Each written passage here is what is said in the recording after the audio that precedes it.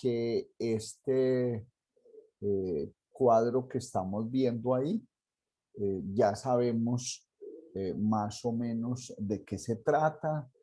Creo que todos tienen una idea de qué es lo que hay proyectado de esos 33 años de vida del Señor, de esos 7 periodos de la iglesia divididos en tiempos de años, de esa media semana que el anticristo va a tener para gobernar la tierra, de ese milenio donde nosotros esperamos reinar, porque el Señor ha prometido que el que logre vencer se sentará en el trono, así como Él se ha sentado en el trono de su Padre, eh, y que regiremos las naciones con vara de hierro. Y en ese milenio, pues vamos a tener la ventaja de no estar contaminados por el pecado, de no experimentar dolor, de poder disfrutar de un mundo fascinante, de un mundo de justicia, donde nuestro placer no serán las vanidades del mundo, sino las cosas realmente importantes. Será un periodo donde seguramente vamos a poder empezar a salir de la tierra, a explorar nuevos mundos, a conocer nuevos espacios, tal vez a conquistar los diferentes planetas que están cercanos a nuestra tierra. Así que será un tiempo de, de, de alegría, de gozo permanente, de sabiduría, de tecnología, pero al más alto nivel. Y finalmente ya cuando termine el tiempo del milenio, cuando terminen todos estos 7 días, entonces se dará el juicio final y ahí sí vendrá la salvación o la condenación definitiva de cada individuo. Hemos estado mirando cómo la primera venida o manifestación del Señor en carne, la segunda venida o manifestación, que si hoy alcanzamos, vamos a hacer un análisis mucho más allá de esta segunda venida. También estamos viendo en su tercera venida, así lo hemos llamado, para tratar de hacer distinción entre la primera venida del Señor en carne, su segunda venida o manifestación, y su tercera venida o manifestación en un caballo blanco, y finalmente cómo Él vendrá en su cuerpo. Es como otra manifestación en carne, pero ya resucitado, ya después de que aparezca, porque ahora lo que estamos viendo es que Él se va a manifestar en esta segunda venida, pero no en carne. En esta tercera venida es otro tipo de manifestación en un caballo blanco, y finalmente vendrá ahí sí otra vez en ese cuerpo en el que Él estuvo los 33 años y medio que vivió al inicio de la era cristiana que nosotros conocemos como después de Cristo, y por eso es que se cuenta antes de Cristo y después de Cristo. Vamos a terminar hoy entonces de mirar unos textos que anoche no alcanzamos a analizar, y voy a pedirles el favor entonces, a ver, Luz, si nos regala la lectura de Apocalipsis capítulo 6, versículos 12 al 17. Y Andrés, Apocalipsis 12, 7.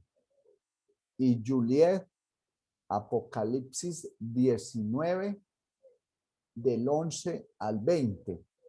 Y por favor, María Elena o Jorge, el Salmo 110, versículo 5. Entonces, creo que llegó el momento de avanzar, porque esto ya lo hemos visto. Yo sé que no es fácil, pero lo que pretendo como en este estudio es que podamos ubicarnos en esos 4 momentos del Señor y finalmente después lograr identificarlos. John Dennis, adelante. Juan, usted había dejado una tarea, Sí, señor. ¿Cuál era la tarea? averiguar sobre Melquisedec. Ah, sí, sí, pero no es para hoy. Ah, bueno, Tranquilo, tranquilo. Vamos, sí, sí, o sea, no es para este momento. Si alcanzamos, la vamos a preguntar más adelante. Listo. Bueno. Entonces, tenemos Apocalipsis 6, 12 al 17. ¿Quién lo tiene, Luz? Sí, señor. Adelante. Miré cuando abrió el sexto sello y he aquí hubo un gran terremoto y el sol se puso negro como tela de silicio y la luna se volvió toda como sangre. Y las estrellas del cielo cayeron sobre la tierra como la higuera deja caer sus higos cuando es sacudida por un fuerte viento. Y el cielo se desvaneció como un pergamino que se enrolla, y todo monte y toda isla se removió de su lugar. Y los reyes de la tierra, y los grandes, los ricos, los capitanes, los poderosos, y todo siervo y todo libre, se escondieron en las cuevas y entre las peñas de los montes. Y decían a los montes y a las peñas, caed sobre nosotros y escondernos del rostro de aquel que está sentado sobre el trono y de la ira del Cordero, porque el gran día de su ira ha llegado, ¿y quién podrá sostenerse en pie? Gracias, Luz. Ahí vemos cómo el cielo se desvanece, se enrolla como un pergamino que se encoge y los reyes, la gente que está acá, ve a uno que está sentado sobre un trono.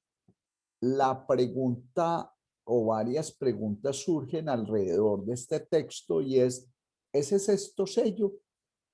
Parece, por lo que hemos analizado, por lo que hemos estudiado, recuerde que siempre les advierto que nosotros estamos aquí investigando, ensayando, probando, tratando de entender, que finalmente sacamos conclusiones cuando llega el día de hacerlo, pero que inicialmente es mirar las diferentes posiciones que existen y analizar cuál puede ser la que se ajusta más a la verdad. Y como vemos aquí, estamos observando a uno sentado en el trono para derramar la ira del Cordero sobre la humanidad. Y eso todo parece indicar que sucede al final de ese tiempo del anticristo, al final de esos 13 y medio años o media semana o 42 meses, como lo dice Apocalipsis 13:5, que tendrá autoridad el anticristo para actuar. Entonces, si nosotros vemos el texto, en el tiempo nos ubicamos en ese momento en que se va a derramar la ira de Dios. ¿Y a dónde se ve al que está sentado en el trono? Y ellos se esconden de su ira. Lo que pienso yo es que ese pasaje está relacionado con esa misma venida del Señor en el caballo blanco. Y ese caballo blanco, entonces podría estar representando ahí el trono que se ve en el que Él está sentado en Apocalipsis 6, en el sexto sello que acabamos de leer, y por lo tanto podemos pensar que el caballo blanco puede ser el trono, aunque pueden ser otras cosas, pero aquí estamos analizando que el cielo se coge como lo mismo que ve Juan en Apocalipsis 19, 11 y 20, que él dice que él vio el cielo abierto. Claro, si el cielo se recogió, pues ya está abierto. Mientras los hombres están mirando el cielo y observando uno que está sentado en el trono en el capítulo 6, Juan está viendo en el capítulo 9 que el cielo, 19, perdón, del 11 al 20, que el cielo está abierto y que hay uno que viene en un caballo blanco y empieza a hacer una descripción amplia de cómo lo ve. ¿Hasta ahí me hago entender o está muy complicado lo que dije? Sí, se está entendiendo. Bueno, yo sí la entendí. Está bien. Ok. Bueno, muchas gracias. ¿Quién tiene Apocalipsis 12:7? Yo. Después hubo una gran batalla en el cielo. Miguel y sus ángeles luchaban contra el dragón. Y luchaban el dragón y sus ángeles. Entonces, mire que ahí nos está hablando de una batalla en el cielo, donde Miguel está luchando con ellos. Casi todos los escatólogos o teólogos que han tratado de explicar este pasaje de Apocalipsis 12:7 han dicho que eso fue una batalla que ocurrió cuando el diablo fue echado del cielo, antes pues del mismo pecado de Adán y su mujer. Pero si nosotros vemos ahí, hay una batalla y dice que Miguel, ¿y quién es Miguel? Pues el arcángel. ¿Será que ahí es otro detalle que nos permite pensar que aquí estamos viendo una manifestación del arcángel Miguel o de Dios en forma de arcángel? Porque recuerde que el texto que estamos analizando de Primera de Tesalonicenses 4:16 nos dice que el Señor mismo con voz de arcángel. Y si fuera, como les decía anoche, con voz de hombre, pues uno diría, es que viene como un hombre. Pues si viene con voz de arcángel, ¿será que viene como arcángel? Y si eso es así, entonces el arcángel Miguel va a pelear con el dragón y sus ángeles. ¿Y cuándo es esa pelea? Pues si ustedes me ayudan a leer, ¿quién tiene Apocalipsis 19, 11 y 20? Yo, Juan. Bueno, cuando termine usted de leer, entonces voy a explicar, voy a unir Apocalipsis 19, el versículo 20 y Apocalipsis 21 y 2. Voy a unirlo con Apocalipsis 12:7. Entonces vamos a hacer la lectura y ya doy la explicación. Adelante, Juliet.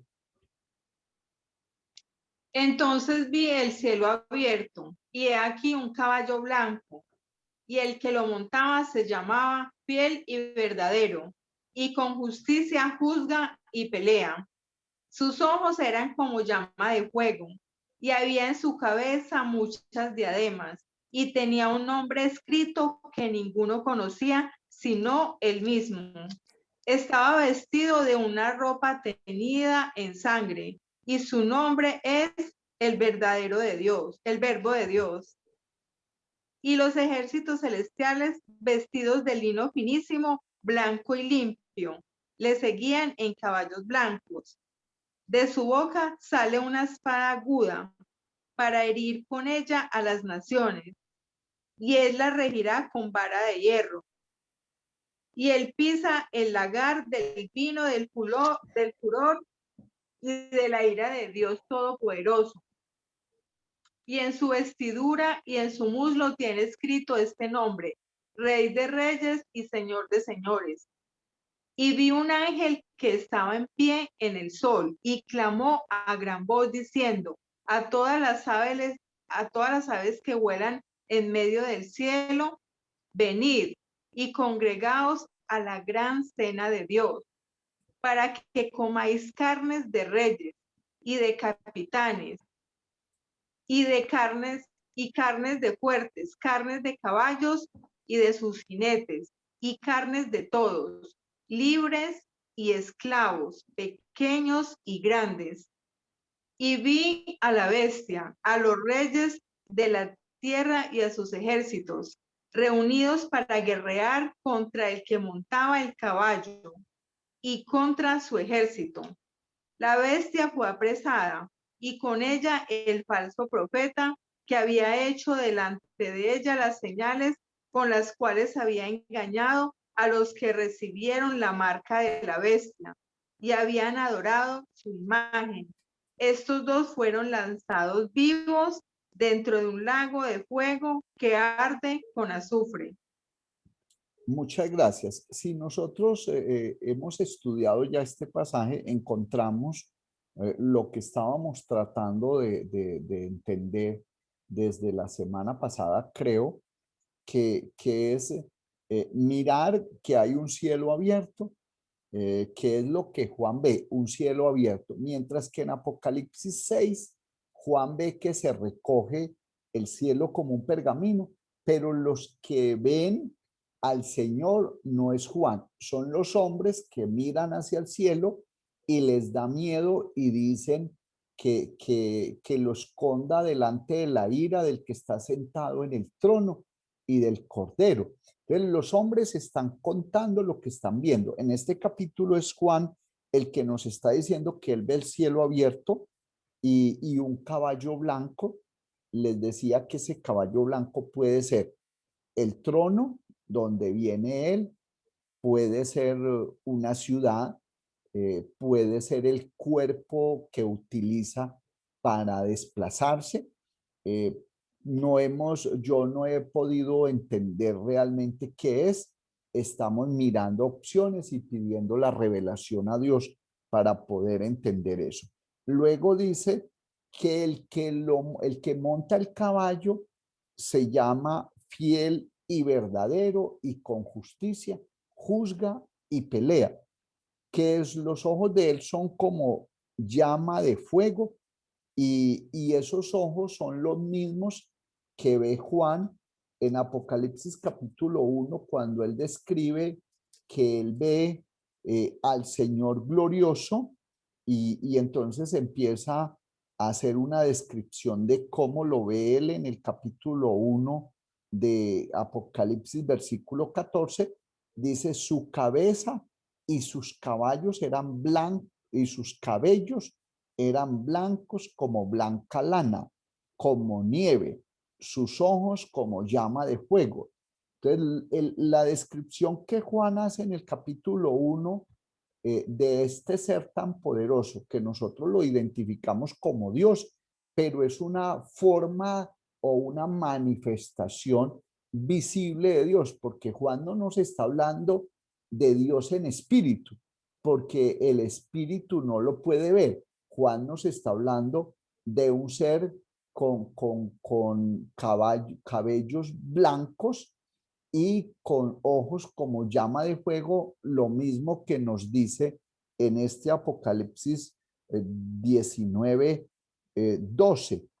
Y hay una relación entre no solamente los ojos como llama de fuego, sino su cabello blanco, porque aquí estamos viendo que viene en un caballo blanco. Y dice que había en su cabeza muchas diademas. Y cuando hablamos de muchas diademas es varias coronas en una. No tenía una sola corona, sino que tiene varias coronas. Pues John Dennis anoche nos compartía que estuvo viendo una explicación en un video que creo que también lo compartió en el grupo, que no lo pude ver, pero en internet podemos encontrar cientos de explicaciones alrededor de este jinete, el caballo blanco. Lo que pasa es que nosotros tratamos de buscar cuál es la mejor de todas y cuál es la que realmente podemos explicar con la misma Biblia en la mano, porque yo puedo hacer una serie de especulaciones muy interesantes y disertaciones muy largas alrededor de qué puede ser todos los simbolismos que tienen estos elementos que nos muestra el capítulo que estamos estudiando, pero realmente cuando yo hablo de los ojos de él como llama de fuego, pues puedo decir que son penetrantes, que lo escudriña todo, que tal vez quema lo más profundo, y cuando hablamos de su cabeza con muchas diademas, llego hasta ahí, hasta entender que las coronas o las diademas que tienen lo hacen rey de reyes. Nosotros podemos también comparar con lo que hacen en el Vaticano, que es que a los papas los coronan con una tiara papal que son 3 coronas en uno. Y eso lo hace a ellos supuestamente rey de la iglesia, rey del mundo y rey entre los hombres. Entonces, es una serie de coronas, son 3 coronas en una, y en este momento aquí en Apocalipsis, cuando vemos, podemos pensar en esas 3 coronas, pero en la cabeza de este ser extraordinariamente poderoso que estamos analizando. Dice que tenía un nombre escrito que ninguno conocía, sino él mismo. Ahí es donde empieza uno a decir, venga, ¿y cuál es el nombre? Porque para nosotros es Jesús, pero ¿por qué en esta manifestación aparece con un nombre que solamente él conoce? ¿Qué significa eso que dice aquí de que es un nombre que nadie conoce sino él mismo? Cuando en el versículo 13 nos habla de que está vestido de una ropa teñida en sangre, pues lo hace recordar a uno su sacrificio en la cruz, que es donde él derrama su sangre por nosotros. También nos hace recordar que él va a pisar el lagar de la ira de Dios y que ahí puede salpicar sus vestiduras de sangre, pero definitivamente nos está llevando a pensar en la sangre y a entender que este ser extraordinariamente poderoso que hemos encontrado en este capítulo 19 y que estamos analizando como esta tercera venida o manifestación, pues se llama el Verbo de Dios, pero el Verbo de Dios no es un nombre. Esa es una forma de expresar de él, así por ejemplo como en Isaías 9:6 dice, y se llamará su nombre Dios fuerte, Padre eterno, príncipe de paz, admirable, consejero. Son una serie de atributos y de calificativos que se le dan al Señor Jesús, y en ese pasaje de Isaías 9:6 particularmente es al nombre del Señor Jesús que se le dan todos esos calificativos. Pues aquí en Apocalipsis se le está llamando el Verbo de Dios a esta manifestación del Señor en el caballo blanco, pero ese no es el nombre. ¿Por qué tiene un nombre nuevo? ¿Por qué tiene un nombre que nadie conoce? ¿Qué tipo de manifestación es esta? Luego en el versículo 14 nos habla de los ejércitos celestiales vestidos de lino finísimo y blanco y limpio, le siguen en caballos blancos, y de su boca sale una espada aguda para herir con ella las naciones, y él la regirá con vara de hierro, y él pisa el lagar del vino del furor de la ira del Dios Todopoderoso. Si entendemos bien, cuando habla de ejércitos celestiales, pues uno se imagina a ángeles que están alrededor de él y que vienen, que están vestidos de lino finísimo, blanco y limpio, y que vienen también en caballos blancos. Entonces la pregunta es, ¿qué son esos caballos? Porque la primera idea que uno tiene cuando lee es que él viene pues en un caballo hermosísimo, grande, inmenso, y que lleva las riendas en sus manos del caballo, y que detrás de él vienen otros jinetes en otros caballos blancos. Pero sí será así, o es que estamos hablando de tronos, o es que estamos hablando de cuerpos parecidos a los nuestros, porque definitivamente estos cuerpos que tenemos parecen ser cuerpos animales. Lo que pasa es que nosotros tenemos facultades extraordinariamente grandes por el Espíritu de Dios que poseemos y por el alma, pero nosotros estamos metidos en unos cuerpos limitados, cuerpo de debilidad, cuerpo animal.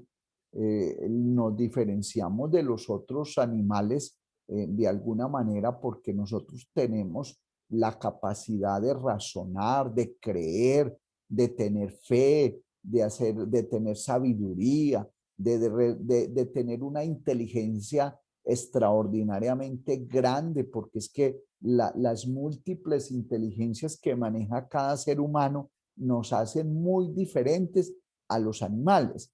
Pero como lo que les estoy diciendo es que vienen unos seres en caballos blancos, entonces, ¿quiénes son esos que vienen en esos otros caballos blancos? Pues pueden ser ángeles, pueden ser seres que ya hayan resucitado, y esos caballos blancos pueden ser cuerpos en los que vienen acompañando al que está montado en el caballo blanco principal. Pero no siempre o no definitivamente yo estoy pensando que este texto que estamos leyendo tiene su construcción exactamente como está ahí.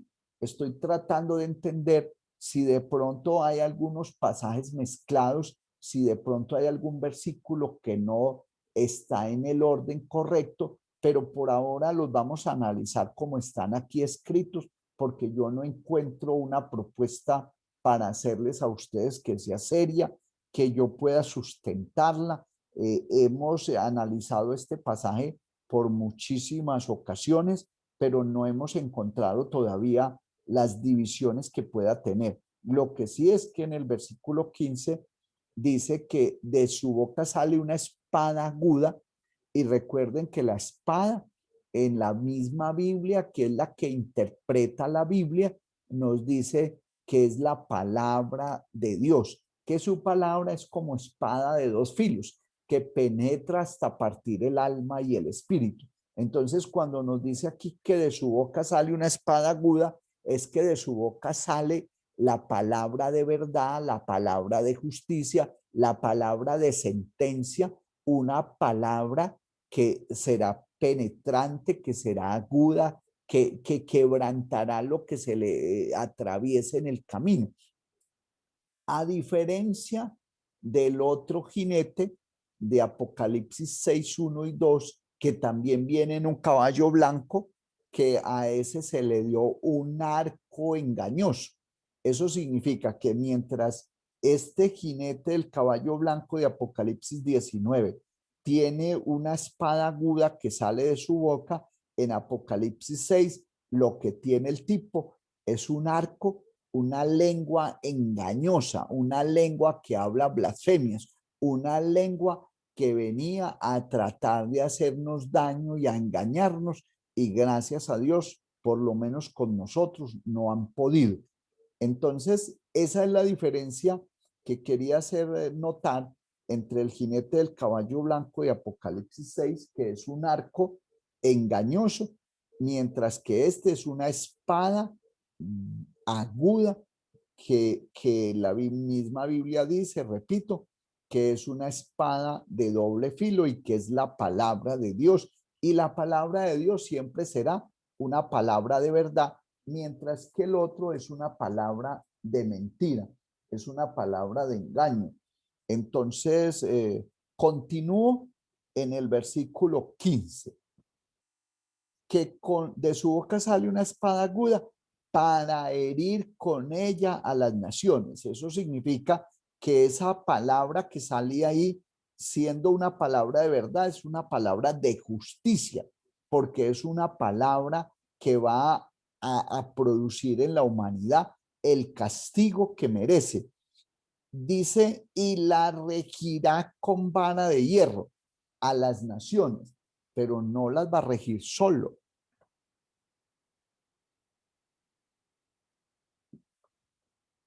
Nosotros estaremos con él para regir con vara de hierro a las naciones. ¿Recuerdan dónde está ese pasaje que dice que nosotros vamos a regir con el Señor con vara de hierro a las naciones. ¿Alguien lo tiene por ahí a la mano? Dice Apocalipsis 2:27, desde el 26. Al que venciere y guardare mis obras hasta el fin, yo le daré autoridad sobre las naciones y la regirá con vara de hierro y serán quebradas como vaso de alfarero. Entonces, nos está diciendo que cuando venga este jinete del caballo blanco va a regir con vara de hierro a las naciones y nosotros entonces lo vamos a hacer con él o él en nosotros. No sabría explicarles, pero sí lo vamos a poder hacer. Sí vamos a reinar con él. Finalmente dice en el 15, y él pisa el lagar del vino del furor de la ira del Dios Todopoderoso, y eso nos hace pensar otra vez en ese capítulo 6 que leímos ahora del 12 al 17, donde dice que el que aparece en el cielo va a derramar su ira porque los hombres dicen que esperan que las piedras los escondan de la ira del que está sentado en el trono y del Cordero, porque el gran día de su ira ha llegado. Y aquí nos están hablando también de la ira del Dios Todopoderoso. En el versículo 16 dice, y en su vestidura y en su muslo hay un ¿qué? En su muslo tiene escrito este nombre, Rey de Reyes y Señor de Señores. Mire que aquí, con este nombre que nos dan, ya es el segundo nombre que aparece. Primero se llama el Verbo de Dios en el 13 y en el 16 se llama Rey de Reyes y Señor de Señores, pero no hay un nombre propio. No sé si es que vamos a conocer al que viene en el caballo blanco con otro nombre, pero definitivamente se nos habla de un nombre nuevo, por lo tanto no es fácil pensar que él se va a presentar en un caballo blanco como Jesús. Vea, yo soy Jesús a quien tú persigues, como se lo dijo a Pablo. Yo creo que aquí se presenta con un nombre nuevo. Finalmente, en los versículos 17, 18 y 19 dice, y vi un ángel que estaba en pie. Ojo que aquí Juan empieza como una nueva escritura o como una nueva visión, porque cuando empieza hablando en el versículo 11 dice, entonces vi el cielo abierto, y ahora nos dice, y vi a un ángel que estaba en pie en el sol. Y clamó a gran voz diciendo a todas las aves que vuelan en medio del cielo, venid y congregaos a la gran cena de Dios, para que comáis carne de reyes y de capitanes y carnes de fuertes, carnes de caballos y de sus jinetes y carnes de todos, libres y esclavos, pequeños y grandes. 19. Y vi a la bestia, ojo, también. En el versículo 17 y 18 está diciendo que vio un ángel que estaba en pie en el sol. Ahora dice, vuelve a repetir, que eso nos puede hacer cambiar algunos momentos o algunas ideas de lo que viene escribiendo. Es como una pausa que se hace, como un punto aparte. 19.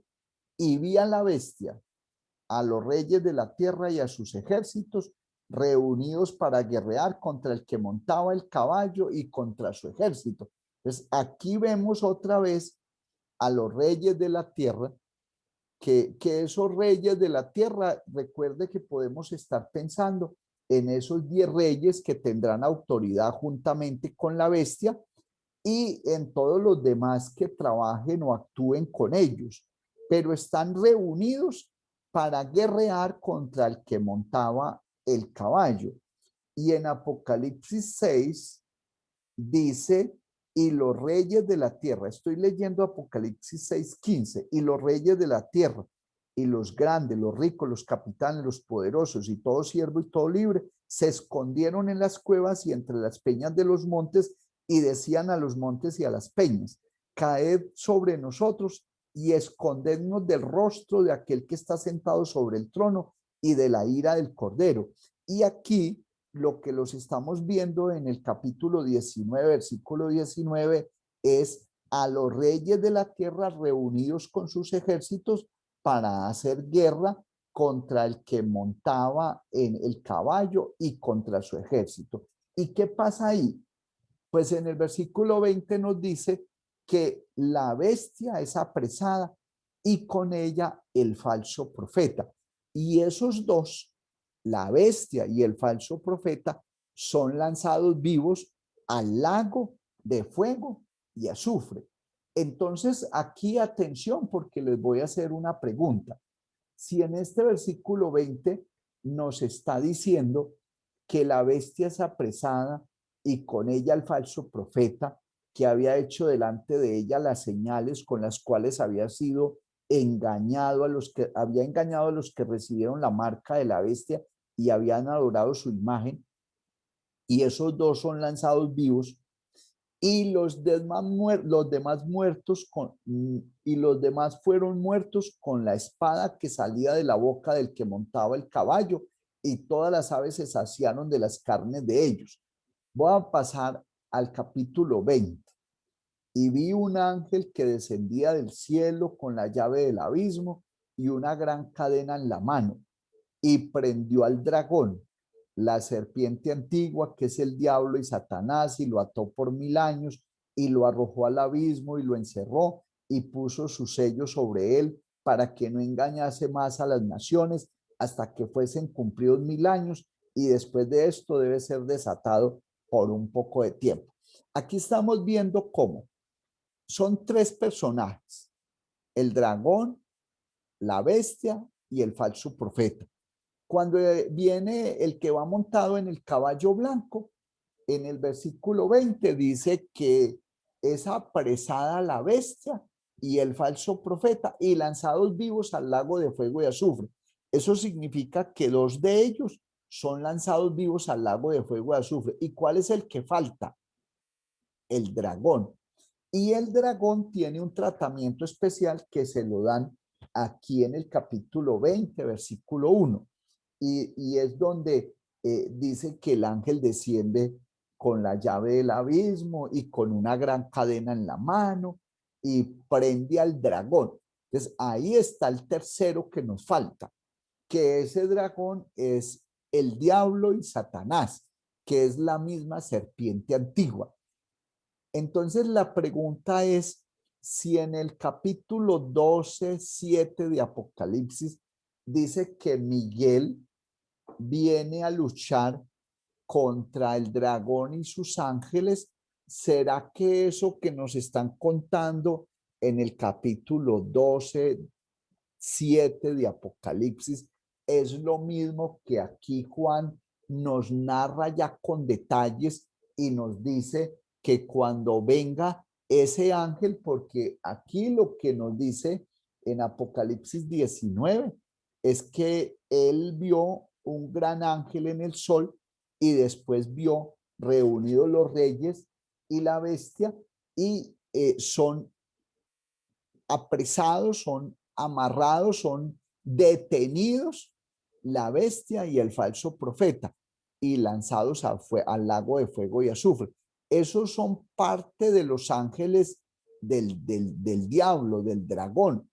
La pregunta entonces, ¿hay relación entre el momento en que Miguel hace guerra contra el dragón?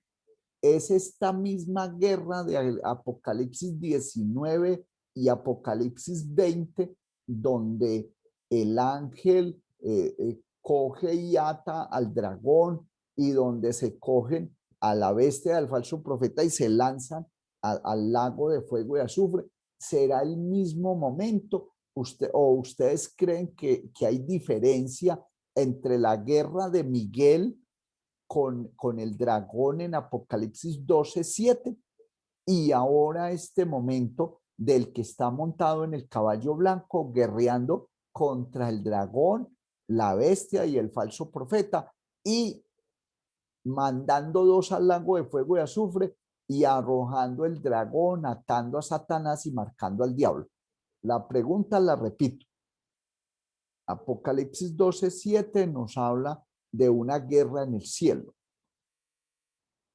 Si esa guerra de allá, de Miguel, porque ahí está interviniendo Miguel, que es el arcángel Miguel, es la misma guerra que nos están mostrando en Apocalipsis 19, del que viene en el caballo blanco. Los escucho.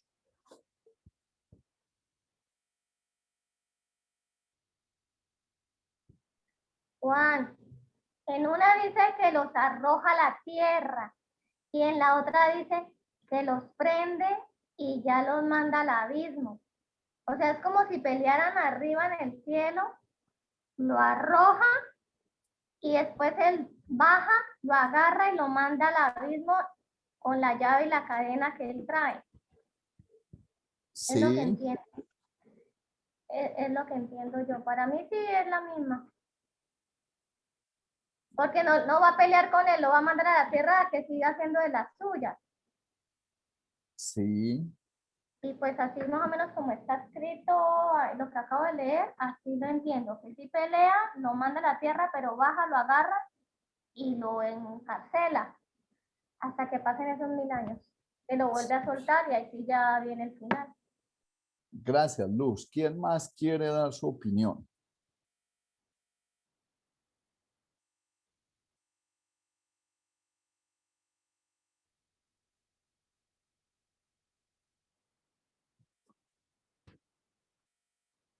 Nadie más. Está muy difícil la explicación, es muy complicado entender que en esta tercera venida hay una guerra, eh, pero parece que la guerra es en el cielo, porque el caballo blanco se ve en el cielo y en Apocalipsis 12:7 también la batalla es en el cielo, pero hay una relación entre Miguel de Apocalipsis 12:7 y el del caballo blanco, porque lo que estamos tratando realmente de lograr entender es que si uno puede identificar al jinete del caballo blanco con Miguel, o sería forzar la escritura. Los escucho.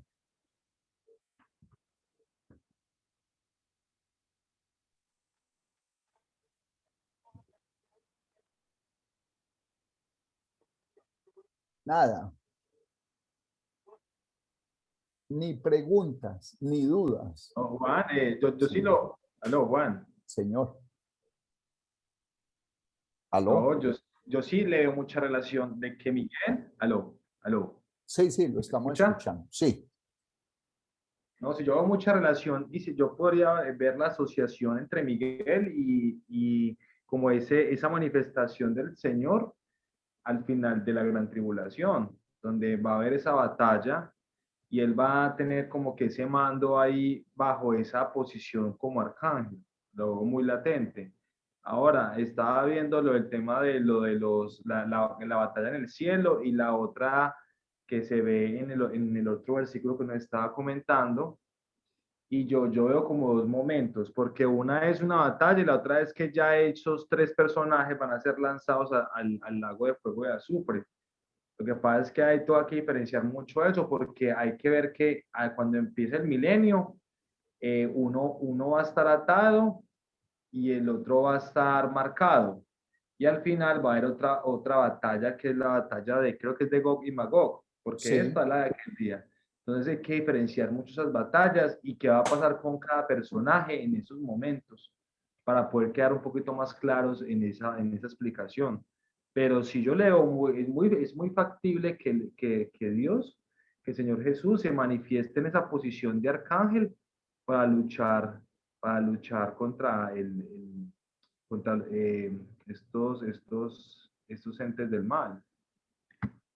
Gracias, Andrés. ¿Quién más quiere decir algo?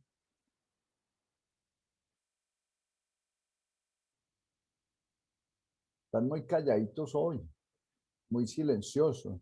De todas formas, yo quiero que tratemos de avanzar un poco porque lo más posible es que luego vamos a hacer como un resumen, como un recordatorio de todas estas cosas para buscar la manera de que nos ubiquemos cuando nos digan, venga, el Señor Jesús se va a manifestar. ¿Y cuándo se manifiesta? Bueno, que uno pueda decir, creemos que en tal tiempo se manifiesta en el día 1335. Sí, pero es que el Señor Jesús viene en un caballo blanco. Bueno, ahí la Biblia no dice que el jinete del caballo blanco se llama Jesús. Ahí nos dice una serie de cosas y nos habla de un ser, sí, extraordinariamente poderoso y que es para mí, es el mismo que Juan ve en el capítulo 1. Y para mí puede ser el mismo Jesús, pero no va a venir identificado con ese nombre, porque recordemos que viene con un nombre nuevo. Entonces, lo que estoy tratando de que busquemos la manera es de poder por lo menos hacer la diferencia de los diferentes momentos, de las diferentes manifestaciones, de las 4, si lo podemos llamar así, venidas notables de Dios. Finalmente, entonces, ¿quién tiene para leer? Creo que Jorge o María Elena, el Salmo 115.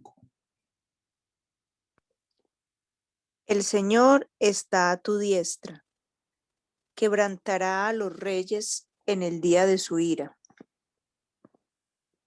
Gracias, María Elena. Oiga, esos salmos son como muy precisos, ¿no? Como que, venga, el Señor está a su diestra, quebrantará a los reyes en el día de su ira, punto. Si la entendió, la entendió. Pero aquí estamos viendo entonces cómo en esta tercera venida en un caballo blanco parece que es donde se derrama la ira de Dios sobre los reyes de la tierra y sobre todo ese gobierno que ha montado el anticristo para tratar de, o para cumplir finalmente, porque el anticristo viene como verdugo a cumplir la sentencia que se ha decretado para aquellos que no obedecieron, que no creyeron, que no se esforzaron y que no fueron fieles a Dios. Continuamos entonces. ¿Hasta ahí alguna pregunta? Porque vamos a pasar al cuarto momento.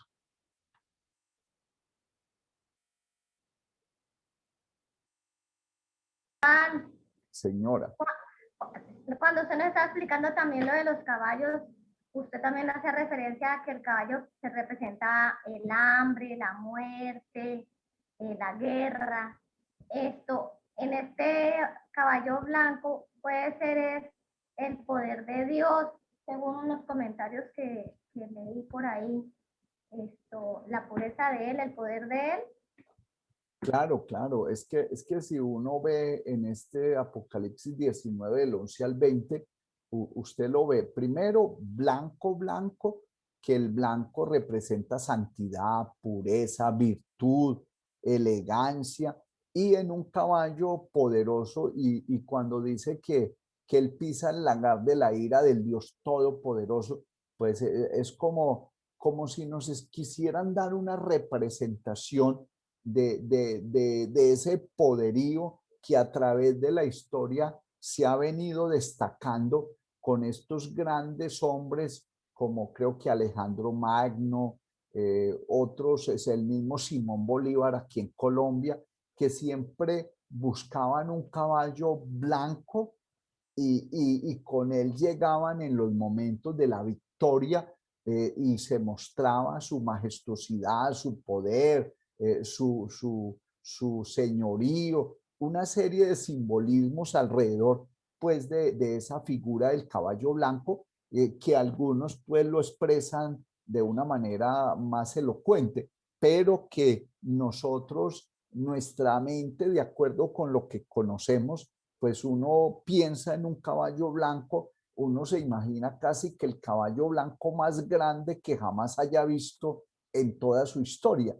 y en las películas y en todos los lugares. Entonces, claro, ese caballo blanco representa poderío, majestuosidad, firmeza, la misma pureza, la misma justicia. Lo que pasa es que en Apocalipsis 6 hay un imitador, hay un falsificador, hay un falso Cristo en un caballo blanco. Y los otros 3 caballos son de diferentes colores que tienen relación también con la actividad de cada uno de ellos.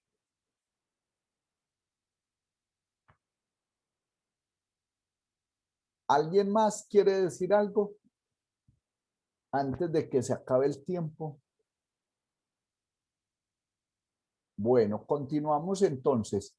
Aquí vamos a ver el cuarto momento o manifestación o lo que podríamos llamar, ojo con lo que voy a decir para que no se vayan a confundir. La primera venida en carne fue cuando nació y cuando estuvo 33 años y medio acá. Pues esta segunda venida en carne puede ser para cumplir, por ejemplo, esos mismos 33 años y medio. ¿Pero por qué lo llamo segunda venida y cuarta venida? Porque estamos viendo el cuarto momento de lo que podemos observar en el futuro de acuerdo a la línea que la Biblia nos traza, de acuerdo a lo que el Señor nos permite estudiar en su palabra. Entonces, Él nos dice que Él se nos va a manifestar. Pues nosotros tenemos que mirar cuándo se nos manifiesta y creemos que es el día 1335. Él dice que viene en un caballo blanco y que con justicia juzga y pelea. Pues entonces miremos a ver en qué momento es que sucede eso. Pero al final hay una manifestación de Él, porque como lo vamos a ver en los versículos, Él se nos va a aparecer ya en su cuerpo con sus heridas para que los judíos lo reconozcan. Entonces, cuando yo digo segunda venida en rojo, es porque la primera venida en carne duró 33 años y medio y puede que su segunda venida en carne, que es el cuarto momento, lo que está en rojo, es para durar también otros 33 años y medio en la tierra o 40 años de un gobierno que él pondrá aquí extraordinariamente grandioso, poderoso, demasiado, un reino que no será jamás conmovido, y ahí es donde creo que él se le va a presentar a los judíos. Entonces vamos a leer rápidamente los que me puedan ayudar. Ya llegó el doctor John Haydon. Sí, Juan, acabo de entrar. Gracias. Bueno, muchas gracias. Vamos a pedirle el favor, doña Fabiola está con nosotros. Sí, señor, estoy con ustedes. Entonces, si nos puede hacer el favor y nos lee en Habacuc capítulo 2, versículo 3.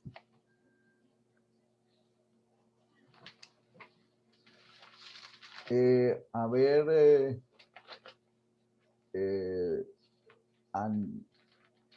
¿quién nos falta acá? Dianita.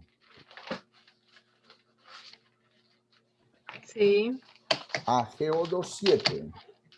bueno, ¿Sí sabe dónde es Ageo? En el Antiguo sí. Testamento. Bueno. Isabelita está con nosotros, o Rocío. No tan. Bueno. María Elena, Malaquías 3, versículos 17 y 18. Claudia Patricia, ¿sí puede leernos? Sí, señor. Primera de Corintios capítulo 15, Primera de Corintios capítulo 15, versículos 42 y 52. Bueno, hermano Juan. Bueno, luz. ¿Hay luz o no? Siempre, siempre.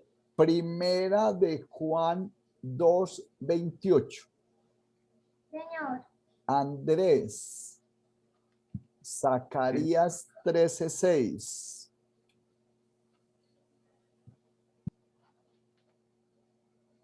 Hasta ahí. Vamos a leer esa primera parte. Entonces escucho Habacuc capítulo 2, versículo 3.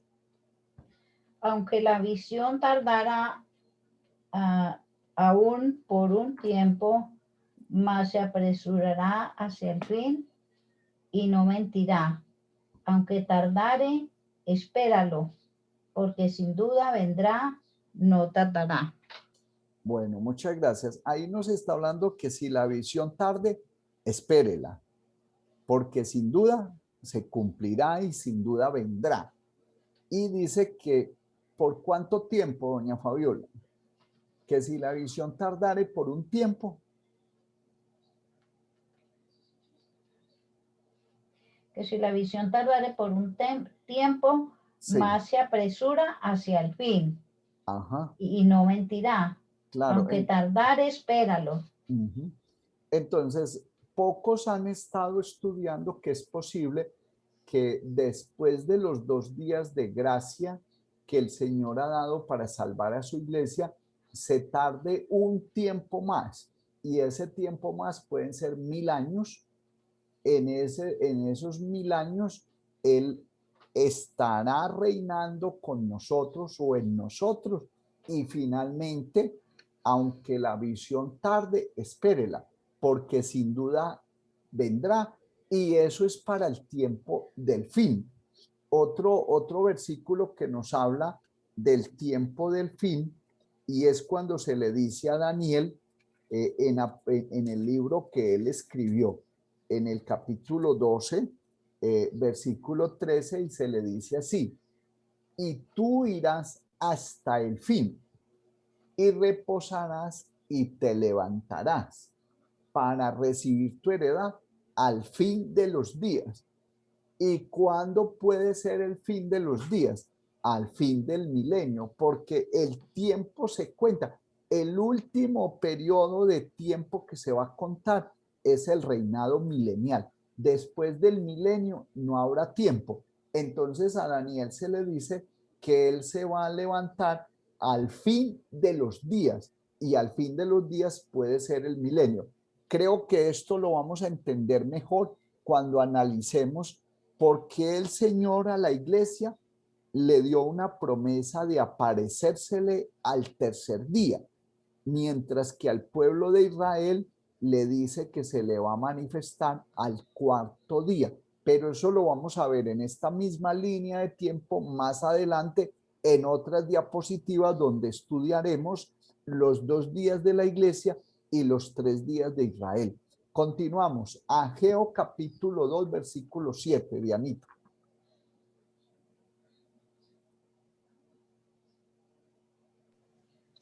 Y haré temblar a todas las naciones, y vendrá el deseado de todas las naciones, y llenaré de gloria esta casa, ha dicho Jehová de los ejércitos.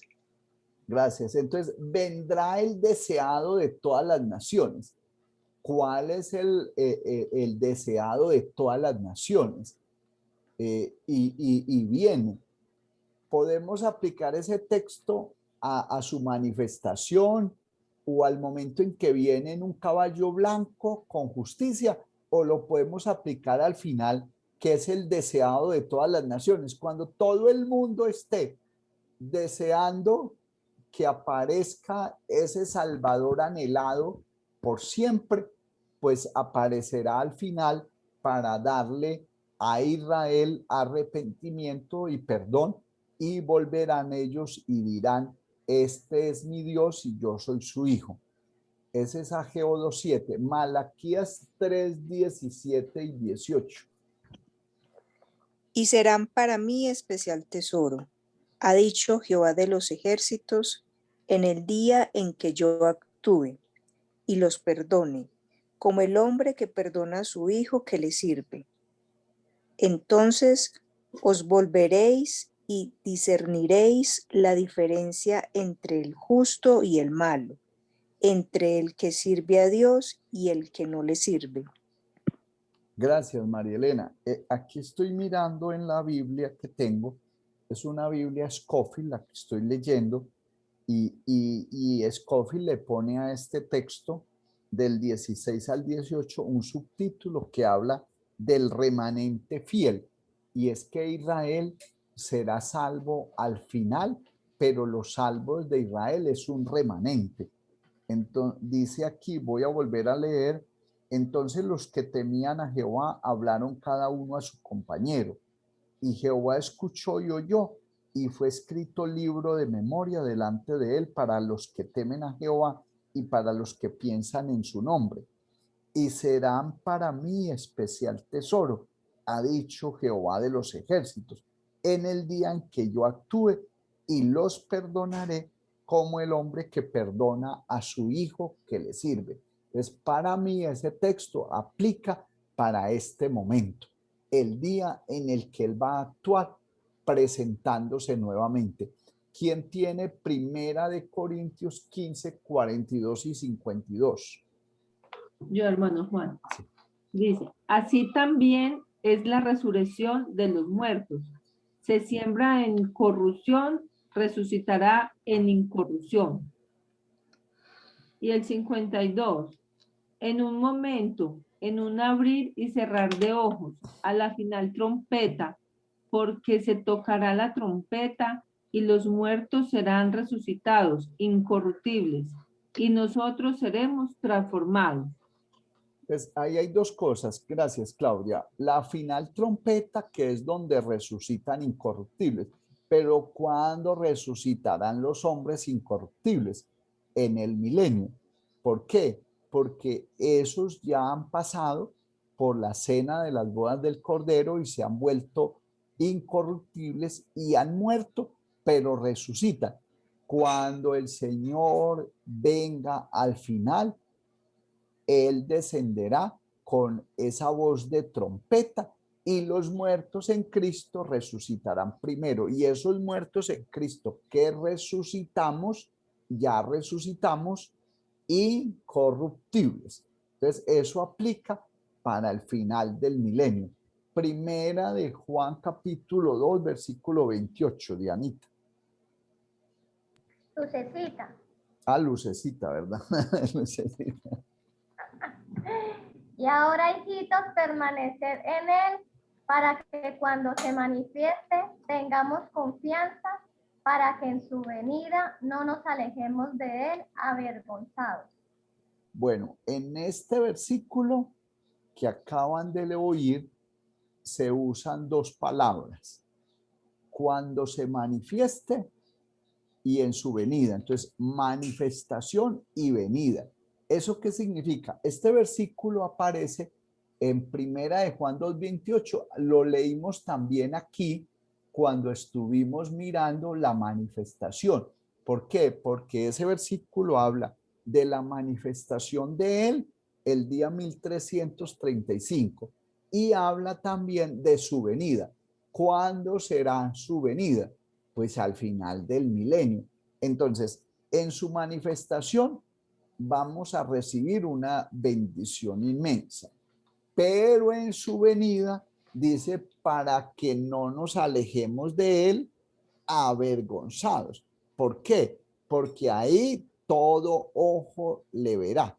Zacarías 13:6, ¿quién lo tiene? Y le preguntarán, ¿qué heridas son estas en tus manos? Y él responderá, con ellas fui herido en casa de mis amigos.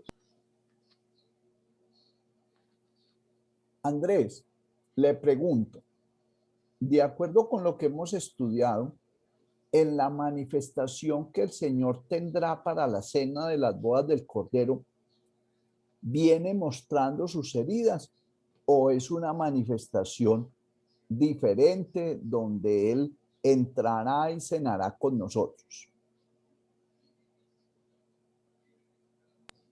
Juan, es una manifestación diferente, es una manifestación angelical. Posiblemente puede ser que también escuchemos una voz de mando que nos diga que subamos a ese lugar donde él está para celebrar la cena de las bodas del Cordero, pero no va a ser en esa primera manifestación, en esa primera venida, en ese cuerpo que fue torturado y que quedaron con esas cicatrices, con esas señales, no, va a ser una manifestación angelical.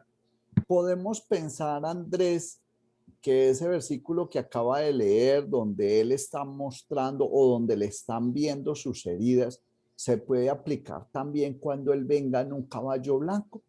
Él viene en un caballo blanco mostrando sus heridas o viene en una manifestación o de una forma totalmente distinta. Muy diferente porque esa no va a ser creo que esa no va a ser la manifestación, así con sus señales y sus heridas, una manifestación de guerra, sino que va a ser otro momento.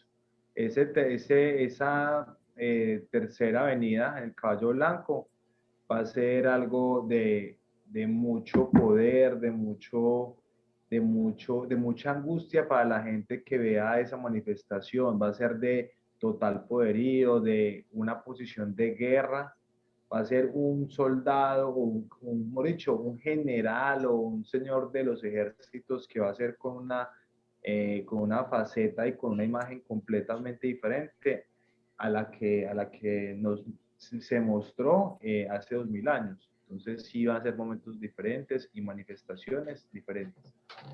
Bueno, yo pienso que Andrés y creo también que Luz tiene en claro que los 4 momentos que estamos estudiando en esta gráfica, en esta presentación, son distintos y pues las características que nos muestran los textos que hemos estudiado así lo confirman.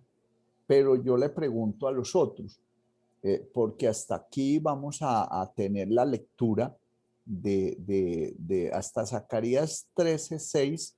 Mañana continuamos con los otros versículos, analizando cada cosa, pero hasta ahora, ¿quién tiene dudas de que hay 4 momentos, de que hay hacia el futuro, porque hay un momento que ya pasó, pero hacia el futuro estamos a la expectativa del cumplimiento de 3 manifestaciones o de 3 venidas o de 13 momentos gloriosos hacia el futuro? Uno donde nos encontraremos con él, otro donde él viene a ponerle el tate quieto al enemigo y finalmente donde él se manifieste para mostrarle esas heridas al pueblo de Israel y decirles, vea, con esto fue herido en casa de mis amigos, ustedes fueron los que me rechazaron, pero dice que ellos van a llorar y van a lamentar, como lo vamos a estudiar. Entonces, ¿quiénes les queda claro las 4 ilustraciones que estoy haciendo y a quiénes no?